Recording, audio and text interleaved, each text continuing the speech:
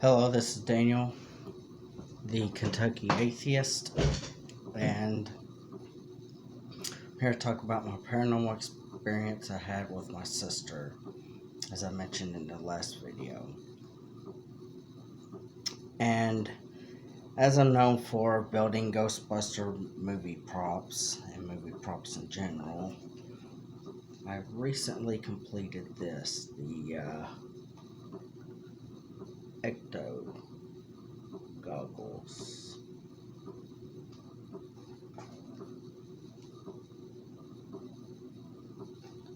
And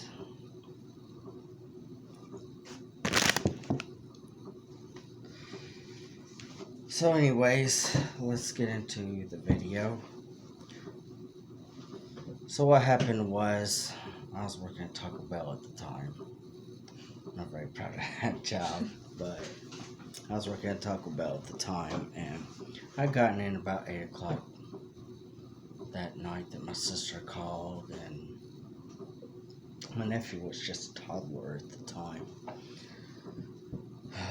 But anyways, she called and wanted me to come over because she wanted to show me something, and I thought it was like a toy or something she got for Adam, because every time she did something like that for Adam, everybody had to freaking see it. But anyways, so she calls me up one night and she tells me she has something to show me and that I need to come over there. And I told her, I'm tired, I just got in from work, I'll come over there tomorrow and you can show me whatever it is you gotta show me and, whatnot. Sorry about that. But anyways,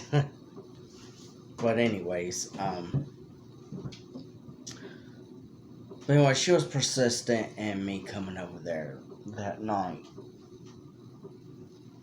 And I was persistent in staying home and going to sleep. And then she asked me, do I have any cigarettes? I said no. She said, well, you come over, I'll give you a few cigarettes.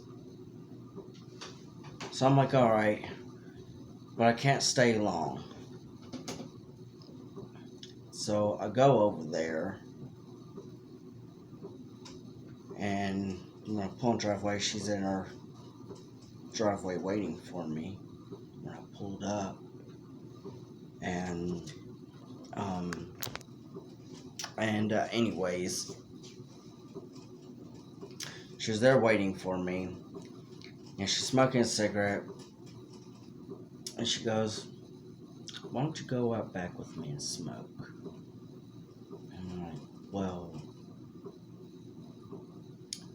why don't you just show me whatever it is you gotta show me so I can go, because I'm really tired. I worked all day. I hate that, Johnny.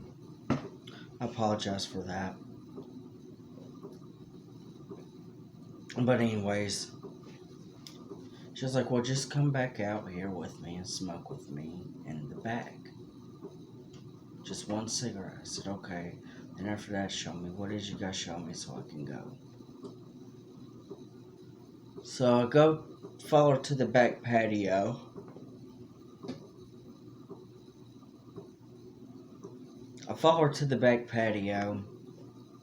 And I light up my cigarette. She lights up hers. And she points at this house. You can see the house's backyard from her backyard in the back of the house. And she said, you see that house? I said, yeah, what about it? She goes, well, that's the house that my friend's dad lives, the one that's dying of cancer. I said, oh, okay, well, I'm sorry to hear that. Okay. And she looked at me weirdly and she said, Look at the side of that house and tell me what you think you see. So I looked and I was like, oh, that's neat. The tree looks like it's casting a shadow of a Grand Reaper crouched down. And you can see through the shadow, you know.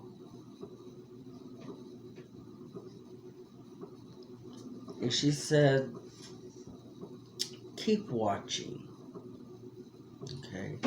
So I was really watching it, and I see it do this, looking around, looking down at the ground around itself. I said, oh my God, it moved. It's looking around itself, looking down at the ground. She's like, just keep watching. And the shadow, I called it the Grand Reaper without the staff, because that's what it looked like, stood up, and when it stood up, it was really tall. I am so sorry about the yawning. It's been a long day. But anyways, the Grand Reaper shadow spirit thing was really tall. And it goes through the backyard to the very other end of the house where there's a little window. And it's pacing back and forth of that window in the backyard of that house. And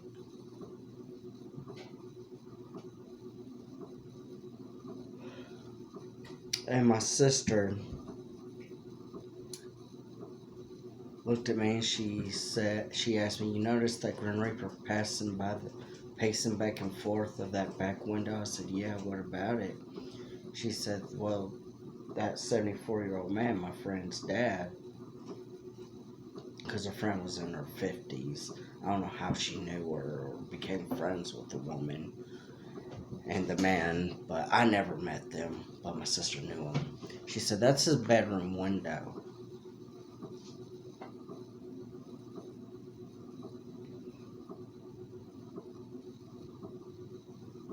And I said, oh, well, that kind of makes sense then. Maybe that Grand Reaper is, waiting to collect that man's soul or something, or take him into the next life.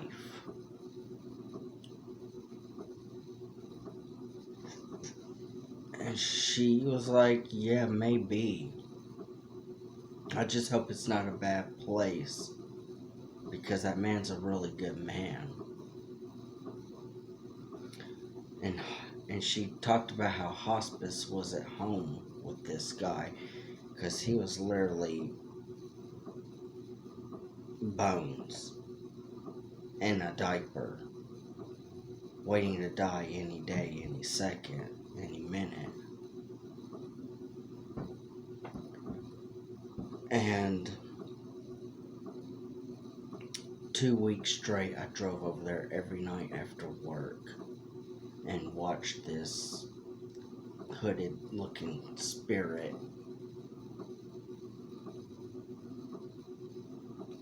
pace back and forth that man's window every single night with my sister.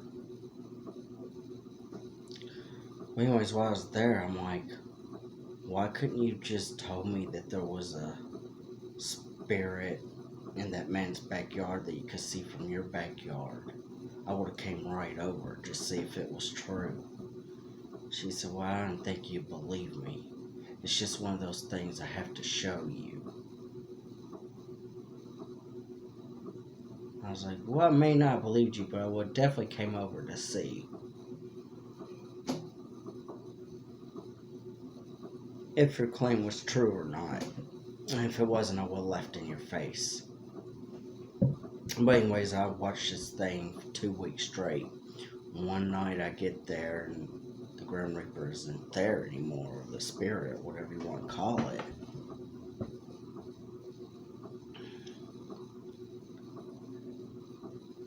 And I looked at my sister smoking a cigarette. I said, "Where's the Grand Reaper?" She smiled at me and said, "I don't know." I said, "Oh, the guy must have died, didn't he?" She said, "No." So, okay, no, okay. She said, "He felt great this morning. Cooked breakfast, made eggs. His daughter had to take him to the doctor to see why he was feeling so great. When he's supposed to be dying any second or any minute, any day. And the doctors couldn't figure out how he beat cancer, but I think that spirit somehow saved his life." She thinks so too. Well, yeah, that was definitely a story I definitely wanted to share. And thank you for watching and listening. I'll try to put out more videos a little more often. Thank you. Bye.